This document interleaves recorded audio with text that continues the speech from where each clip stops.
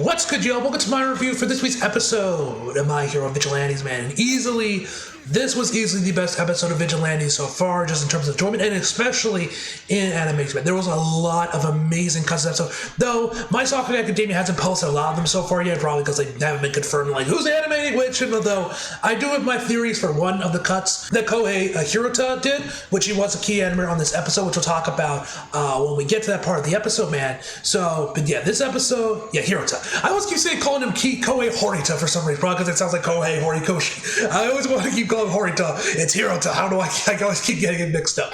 But anyway, guys, this episode was absolutely phenomenal. Like I said, easily the best episode of Vigilante so far, and easily my personal favorite so far in the series, man. There were so many amazing cuts of animation here. And just like overall drawing quality as well was spectacular, which we'll talk about a section that has Twitter all be like, oh my god, this is incredible. And also, I gotta say that real quick, man. Tensei Ida, I fucking love him, man. Please tell me he is a major supporting character in this series, and we get to see more, because I love him. I love him with the little bits he has with Koichi, man, completely shattering his spirit at the end of the episode, man, which I really hope we get some more of them, man, as the series progresses on, because I love what we've seen of them in this episode. And next week, something we're going to have looks like Popsit might end up being the focus of the episode, considering she's doing the next episode preview narration. We get some scenes of her, so it looks like she might end up being the focus of that episode. Perhaps we might get some backstory on her, as well as maybe perhaps Stain maybe making her appearance, judging from the guy in the samurai outfit with a really beaten up sword with blood on it. And I heard that apparently Stain does make a few cameo appearances in Vigilantes, so it might be that time. We'll have to wait till then. Anyway, ladies and gentlemen, I've rambled on long enough. Let's just jump into the actual episode. So we start this episode off with this group of perverts that are just flipping up women's skirts, with Bob. Did anyone else get reminded of the, what the hell is his name? Little Slugger from Paranoia Agent, just with the guys rolling in there late at night, just hitting people. And I don't know. Did anyone else think of Little Slugger? I just remember once he did that. This kind of reminds me of Little Slugger from Paranoia Agent. I don't know, but yeah. Anyway, they kind of look like going to see like a Kamen Rider or a Power Rangers series. They actually look like the guy the lady that Zeno plays in Go-Go Loser Ranger, which they kind of look so. They're flipping up women's skirts, man. They do their whole thing. They got this whole thing, they have this whole like dance or whatever they gotta do. And then at the end of the road is Knuckle Duster with his arms ready to just beat the shit out of him, which of course he does. Which we find out that actually, of course, they're just regular perverts. They're not users of Trigger. So we get a flashback to when Joe Tureen was mentioning about like how Knuckle Duster was on his ass about if he saw anyone with a beak quirk. And since then, Knuckle Duster has been very quiet, and there's definitely something going on with him. Since that whole beat, there's obviously some sort of connection between him and the beat chick with Hachiska. What is that connection? Who the fuck knows? Maybe she's the reason for the scar. I don't know. But whatever the case may be, they continue onward, which, wow, we also, this episode as well, we didn't get any commercial cards. Well, hell, I don't even know where the commercial break for this episode even was, if I'm being honest, man. So, yeah, I don't know. I guess it was just a one-time thing. I don't know why they're cutting out the commercial cards. I love the commercial cards. Keep the commercial cards in there, but whatever the case may be. Anyway, once we come back from the OP, we see Koichi training with Knuckle Duster, doing some boxing training with him. And we did find out that apparently the animator behind this whole sequence of the episode was a woman by the name of Yoko Kadokami, if I pronounce her name right, man. She's an OG, man. You check her Annie Liz page, she's been around since the fucking 70s. This woman is an OG animator, man. So, and she's done plenty of other stuff. She's worked on AOT, worked on Hiroaka in the past previously, man. She worked on Your Next, Mob Psycho. She's worked on a lot of shit in her day. And now, when I checked the credits on Key Frames list, she didn't pop up on the Key Animators list or anything. So I don't know if she did this part of the episode uncredited or something. She went under a different name, or I'm just a fucking idiot. But everyone said that she worked on this episode. This was her part of the episode, so I'm gonna just go with it. Either way, man, she did an amazing job here, man. The drawings of this whole sequence, man, are phenomenal. Especially on like Pop Step, man. She looks really fucking good here, man. She looks really fucking good. Like, this woman clearly knows how to draw. I'm definitely not familiar with her work, man. This is like the first time I've ever heard her name. But yeah, man, she did an amazing job with this sequence, man. It was absolutely just beautiful to watch, man. Like I said, the drawings here, man, are absolutely insane, man. Seriously. Shouts out. But anyway, back to the episode itself. So, Koichi and so as I said, Koichi and Knuckles are training, doing some boxing training. Koichi eventually is like, doesn't think that boxing is really a good fit for him because he doesn't really have he isn't really built for fighting. So he's like, fair enough. And then he has him the mitts, Knuckle Duster is the one that's going to start punching the mitts. So it obviously goes as well as you think, man. Koichi just gets his ass handed to him by Knuckle Duster just from his punch, and Pop Step is telling like, hey, if he goes too hard, he won't survive to see tomorrow and whatnot, man. And then Koichi mentions that Knuckle Duster does indeed hold back, but if he went full force, he would kill me in a single blow, but he does hold back. So he's like Batman or like Daredevil that way or Spider-Man that way. He'll beat the shit out of you, but he won't fully beat the shit out of you until you're dead and with like the full strength, man. He will always hold back a little bit so that you do not die. Like I said, man, Knuckle Duster is like Daredevil, Punisher, and Batman all mixed together, man. And this once again kind of proves that with the vibe, because he says like he goes too far, but not too far. And Pop's like and Pop's comes like he still go too far, right? So yeah. Anyway, we then get over to Hachisuka, where we actually get to see, or hear rather, All for One. Yes, ladies and gentlemen, All for One does make an appearance in this episode, man, which, judging from the fact that obviously he is connected to these characters, and I would assume number 6 as well, which we saw in the first episode with Trigger and everything, man, I'm feeling that Hachisuka, him, and All for One are all connected.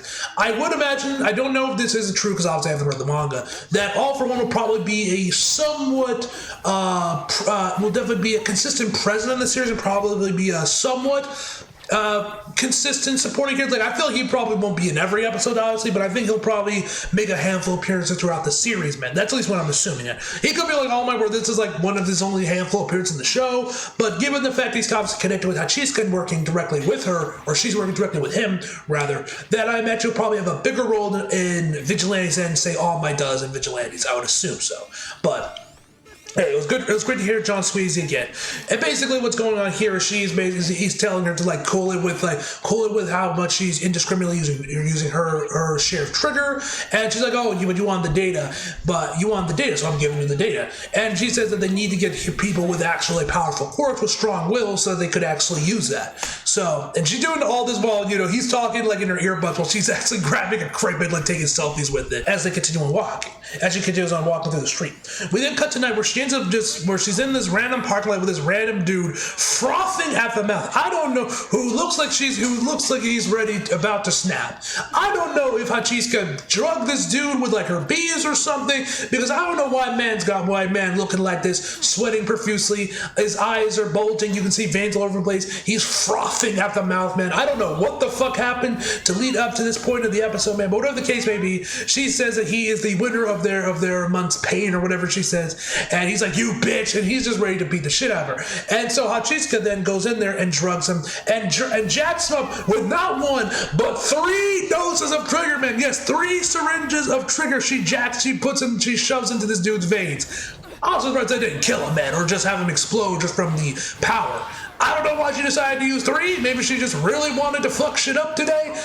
Who knows? But she used 3 on this dude, and animation on his transformation was great, man. As she tells him to like run wild and do his thing and unleash his rage upon the world. Which I also gotta say, man, also the backgrounds of this episode, man, looked amazing. Like I love this shot of this cityscape right when the explosion happened before we cut back over to Koichi. The transition of this episode I also really liked as well. Like I like this one where Koichi is running down the street and a car traces like and a car goes like past him before it cuts back to Koichi. I thought that cut over there looked really smooth. Vigilantes has been doing a really good job with their transitions, I've noticed, with both this episode and I want to say, I think it was the last episode that had that really nice cut with that transition from Koichi over to Pop Step, man, that looked really nice. And also, I gotta say, the fire effects here we see in the background once the dude just unleashed his rampage, man, looked fantastic as well, man. The fire effects here looked really good. So Koichi gets to distract the villain while Pop Step goes out there and tries to evacuate as much of the people around her as much as possible. Most of them get away, but one guy ends up getting like cornered by the villain, which Koichi manages to come in for the clutch save, and like right before when we see like the looming shadow of him completely engulf Koichi. And right before he was about to deal the final blow on Koichi, Knuckle Duster comes in there like fucking Batman and drop kicks the dude, or kicks him from like his little like grapple hook thingy. Where is he like? How does he even work? Does he have a grapple hook that he's able to swing off him? Where exactly is he throwing this thing, and how is it connecting? That is what I want to know, and how he's swinging around this city. But whatever the case may be, they regroup, and then we see the dude coming out of the smoke. Man, animation here was phenomenal, I must say, for smoke. Also, guys, one other thing I forgot to mention this real quick. The cut, like, but literally as I was in the middle of recording, my Stuff Academia did post a cut of the transformation, which was done by an animator by the name of Angel Kade, which, as you can imagine, it's a Twitter webjet animator. They're on Twitter. They actually got to work on the 1,000-Year Blood Wars, so episode 18. So you want a new animator follow? There you go. There you go. That's the animator. Anyway, as I was saying, so back to the episode. So the monster starts like having like all this like energy, electricity sort of thing going throughout his body. They realize, or Knuckle doesn't mention that how it's working is that the monster is basically fusing its power into its fist for its final punches, and that's how it's able to, and that's how it's really causing much damage. And now Koichi was okay. We cannot fight this dude in a one-on-one fight just because he's too big, he's too powerful, and obviously with how he's able to store energy up in his fist and everything, move it, distribute it out throughout his body. Bad news for close quarters. They need to like take him down from behind, from far away from long range. But Knuckle does, man, he's like, no. He's like, nah, fuck that shit. We will fight fist with fist. And he squares up with this motherfucker, which we then get to the cut that we saw in the next as a preview of them boxing together, man, which once again looks which we see the full thing in the episode, man, looks fantastic. And somehow Knuckle Duster was able to keep up with this dude, going blow for blow for him, man, barely grazing his attacks, or barely dodging it, whether just barely grazing Knuckle Duster, man. And then right as when the monster is charging up for the final attack, Knuckle manages to dodge it and then just deliver a mean right hook that knocks him flat on his ass, which has been posted on my Stuff Academia, which the anime for that sequence was Hironori Tanaka, if I pronounce that right. Pretty sure that's how you pronounce his name. I mispronounced, sorry, but yeah, he was the animator for this cut of the episode. And then we get Knuckle Duster, and shout out to I forget the dude's name who voiced him in dub, but shout out to him. You can also say the same thing for Seiyu as well. I love this performance here, where at first he's like, man, you can kind of see the doubt creeping into his mind about like, oh shit, maybe our time is up, because of how strong and how powerful he was, and that there was definitely a lot of risk. That was definitely a very risky fight for him, because he could have easily have died against this villain. But then like right at the end of it, he's like, oh, this job keeps getting better and better, man. So it like seems like either he's bullshitting his way to make sure so that the others don't get worried, or trick himself and not be worried, or he did start down to it, and he was like, this is fucking amazing, this is exactly what I want, and gets excited again. So, but yeah, shout out to the WVA's performer for him, who you guys remember voices Pops in Megalobox. So he's excited, of course. Koichi and Pops are like, huh? They are confused and shocked by his reaction to fighting of it. And then when we cut to the following day, man, Knuckle Duster is like right back in top form, and his spirits are up high again once again as he's back to as he's punching with Koichi's going off how amazing that fight was, how he could have almost died. Man, he's like, yeah, this is what he wants. And so he's like boxing, he's like training with Koichi, man. Then ends up like as he's going at it, he ends up just like socking him in the face.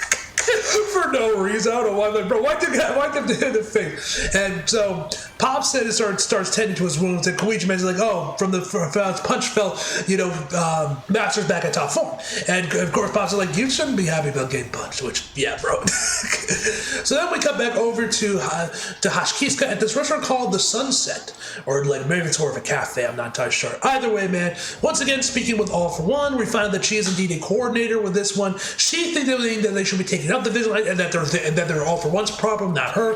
He says, on the contrary, that getting data without the heroes or the cops getting involved, man, is perfect. And she still thinks that they are a risk that they should be taken care of. And she tells them, just get your data, or rather, he tells her to get their data and don't give anything back. And then we see this salaryman pop up, who seems a little too excited, if you catch my drift, man. Seriously, like, I don't know if my mind is in the gutter, but did this whole section of the episode feel very sexual? very sexual charm, man. I'm like, did she, like, I don't know who this guy is, how they met or whatnot, because he's like, ooh, I didn't think you'd be this belt. And he's like, well, I didn't think you'd be this cute. He's like blushing too. And she's like, why don't we get started? Like, ooh, you're pretty fast. I'm like, what the fuck? What happened right before this, man? Before the camera come back to me, what happened? What was their interaction like? Did everyone else think this felt very sexually charged? Like maybe she had maybe she tricked him with they get to have sex or with a high schooler or something, and then she injects him with trigger or something like. What was the lead up to this, man? Because I'm very confused. Anyway, we then get to Ingenium's sequence of the episode, man, which is probably maybe the highlight of the episode for me, man. This section of the episode was fantastic, man. Which, although it was, I would admit that, which was basically 90% CGI just from everything other. Which, once again, man, the CGI here, phenomenal. As I keep saying time and time again, Bones probably has the best CG studio out of the major studios, man. It's real. They're so good with the CGI. Also, love the music here going on during Ida's or Tensei's transformation sequence, man. I did notice that there's a lot of reused tracks from the main series in this episode, which I went to go check because I was kind of curious if Yuki Hayashi did return to compose the score for Vigilante like he does for the main series, and he did. But there's also 2 other composers as well listed as well, so I guess the music team now is a 3-man team this time for Vigilantes. Anyway, so like I said, this entire sequence of Ida was with Tensei was through CG. Anyway, after the transformation, after he's done transform, after he's done putting on his suit, which felt very Iron Man-like, which I'm sure was done on purpose. So anyway, after he jumps out of the van he's in, that has his agency's logo on him. After he gets out of the truck, he revs up his engines and fires off, chasing after this speedster villain type thing guy that's runs really fast and also has bat wings. Which this is where I suspect that Koei Hirota's cut was, considering how much it looked like Nakamura, and he obviously takes a lot from Nakamura. Hell, a lot of animators take from Nakamura. So, and just how well animated it was as well, I have a feeling that this was his cut of the episode. Though, so far at the time of this recording, they haven't my Sakai hasn't posted this cut yet, so to confirm whether or not this is Kohei or not. But either way, man, it looked amazing. He managed to catch up to the big guy, but the bad guy managed to dodge him right before Tensei is able to grab him, which we also get some. I also love how the lights from the street lights from the highway are reflecting the dude's glasses, man, which looked amazing. The compositing here was fantastic. He's going on about giving your life to speed and throwing and not caring about life for limb or whatever, man. But anyway, he dodges. He manages, he dodges Tensei. Tensei ends up rolling over a few times and crashing into a wall. But thankfully he has airbags, so obviously he was fine. But like I said, I'm pretty sure this is where Koei Hirota's cut is, considering how well animated it was, and especially the roll when he was rolling down the highway before he crashed into the wall with his airbags. So then we cut back over to Koichi, where he's going on a nice morning jog. Well, then he quickly goes on to his quirk, where he then runs into Tensei, and then ends up passing Tensei's continuance. He's kind of wondering about what to do with his quirk and training with it because he still doesn't know how really to stop when he gets too fast. And he's kind of wondering, and he's got to thinking to himself ways to alleviate that. All while he's talking to himself, you can see Tensei rushing to catch up to him. Before eventually he does, he's and then Koichi loses the balance, and right before he falls into some very perfectly placed trash bags, Tensei manages to come in to save and stop him. They meet up at this park area where they introduce themselves as Tensei. Koichi was like, oh shit, you're Ingenium, and he's like, hi, I'm a big fan, shakes his head and everything, man. And so then he kind of starts asking about his quirk and how it works and everything, man.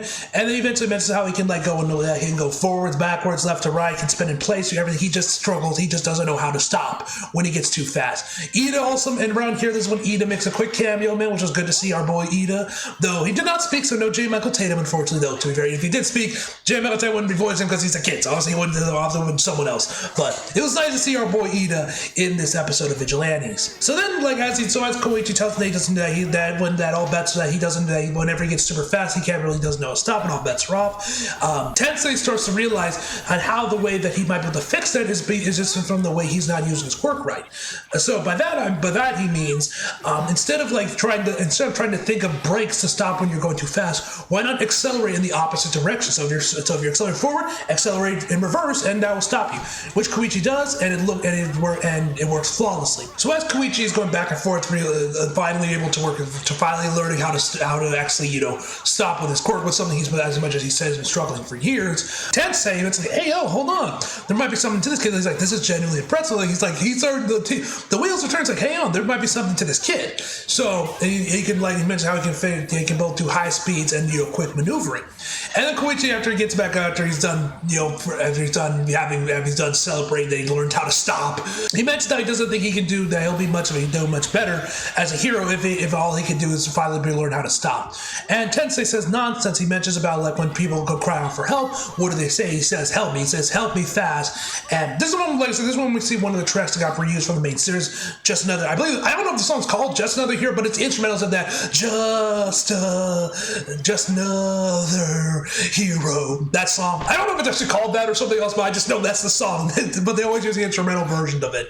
But anyway, he says that once a person's life's in danger, they're overwhelmed with fears. We see like this little girl, like they said, like in a building that's on fire, crying out for help. We see Ingenium rush over there to grab her to safety, and says that being brave and strong is great, but to him at least anyway, speed matters more. And then he offers him a spot in his agency after he graduates from college. And Koichi, of course, tells him that he doesn't have a license. He's like, don't worry, bro. Once you join our agency, we'll take care of all that small stuff. And then hands him his business card. And he also mentions that like no matter their quirk, he always finds what they're good at in his agency. So he hands him his business card, and the Rosa like said, hey, if you got any questions, throw me a line. And Koichi, of course, is so happy that he got Ingenium's like business card. He's like, yeah, he's so happy. And though, obviously, given the fact that Koichi's never mentioned once in the main series at all, obviously, and how the episode ends, I imagine he didn't end up getting to join Ingenium's agency, unfortunately, though.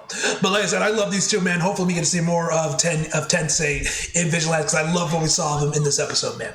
Anyway, we come back over to the bad villain with Tensei right on his ass at the highway once again, where this time we realize he's actually to gain more speed, he's gotten rid of the airbags in his suit.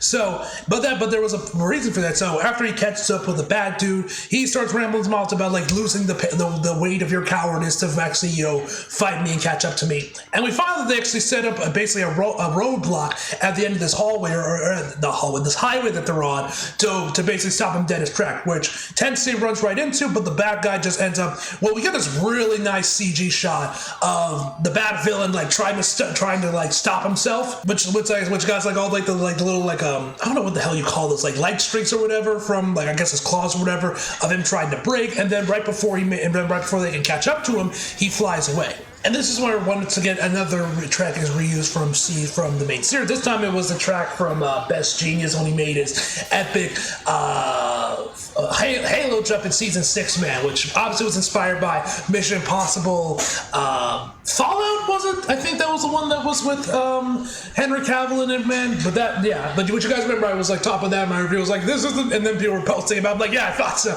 I knew this was taking inspiration from that scene. But anyway, as I was putting it out, he flies away, and the rest of the Ingenium crew are now like they got like their own like I guess there's like whatever building this is now, like they're like all the guys at the computer man keeping track of them. They send up other heroes that are part of his agency to go after and look for him, which he ends up evading all of them. But and by the way, if you were paying attention, you can hear Justin Briner in the episode as B5, which I'm like, hey yo, is that Justin? My boy Izuku is out here, man, in middle school, out here helping Ingenium. That was pretty funny, man. It was kind of cool to actually see Justin. I don't know how he was in the episode, man, and I'm kind of shocked they even let him in the episode because he's the voice of Izuku. You'd think they'd probably get a little word and people instantly recognize him and be like, wait, Izuku? Works for him at middle school or something? Because you don't typically see that kind of thing. But, he was probably in the middle of recording something else. They're like, hey, man, you might record this one random line for Vigilantes real quick while you're here in the studio. So, which is usually how the whole additional voice things go. But it was still pretty cool to actually get to hear Justin in the episode. But anyway, as Ingenium's trying to chase after him, man, we actually had some scene where he almost crashes into a car, and he's like, oh, sorry, and then walks behind the car and lets it pass before he continues onward instead of just continuing to move forward because he already had passed the car by that point. Thought that was a little bizarre. But anyway, as he's chasing after him, we end up seeing Koichi chasing after him as well, and Koichi manages to trip him up. We get some really nice character acting from him before Knuckle Duster lands the finishing blow on him. And not gonna lie, I know I mentioned the storyboard earlier, but once again, here is when the storyboarding really shines, man. The storyboarding throughout this whole episode, man, was honestly fantastic. So where you got Koichi, Knuckle Duster, and Pops, all like, well, Koichi himself is perched on like the edge of the rooftop, like he's fucking Daredevil, with him being flipped by the other two behind him, with the full moon right behind him. I'm like, bro, this is some shit out like a Daredevil comic or something, where they'd be like, we have learned the city from many nights. It comes with the territory and whatnot, man. They do this whole thing where like these cool badass heroes, man, that serve, or fucking, what the hell is the word I'm looking for? That operate within the shadows and everything, man. And then Koichi, this fucking dumbass, unmasked himself, revealing himself to both, not Ingenium, but his entire squad as well. And I'm like, bro, you're a vigilante. You are not a legal hero. Why the fuck are you exposing your identity? Why are you even wearing a mask at this point? You keep taking it off. Like, I don't get it, man. He's just as bad as Peter in the MCU, man, where he's always unmasking himself. Like, bro, keep the damn thing on. I don't know why you feel the need to always unmask yourself. But anyway, they take their leave, where Pops is saying, like, I got nothing to do with these two boys, as Koichi introduces himself, and Knuckle Duster, someone from the intercoms, to ask Ingenium if they should pursue him. They said, nah, we've done enough hero work for one day. And then we cut back to Koichi the next morning, where he wants to jog, and Ingenium catches up to him, be like, hey man, he's like, thank him for the help of the other night. He's like, oh, I don't know who the crawler is. I'm like, bro, you literally unmasked yourself. Why are you playing dumb? Like, it'd be one thing if you suspected you were the crawler and you did unmask yourself, but you unmasked yourself. So I don't know why you are doing this. I feel like you did this purposely to show, like, hey, I am the crawler. Like, anyone else find an issue with this, or am I just bitching about nothing? Like, this was kind of like my only real nitpick with the episode. I'm like, bro, why are you unmasking yourself? But anyway, he says things. He said, well, tell the crawler when you meet him that, thanks for help. And then he asks for his business card back. Because he realized that Koichi's already found his place, so he doesn't really need him anymore. And then Koichi his spirit absolutely shattered, his heart broken, sad, depressedly hands him back the card, and he's just, poor Koichi is just so depressed from this thing, and as Tensei tries to cheer him back up, man, and challenges him to a race. Poor Koichi, man, you didn't need to do my boy like that, bro. My man was so heartbroken that he lost the business card. But yeah, man, that's where the episode ends, ladies and gentlemen. Banger episode. Like I said, easily my favorite of Vigilante so far, both from enjoyment as well as an animation standpoint. Man, this episode was incredible on all fronts. And yeah, overall, my final favorite of the episode, and you know what? Fuck it, it's a 10 out of fucking 10, ladies and gentlemen. So yeah. Anyway, guys, hope you guys enjoyed the video. Like if you did, subscribe if you're new. Follow me if you feel like it. Links are across below. And as always, back for more. See you guys next time.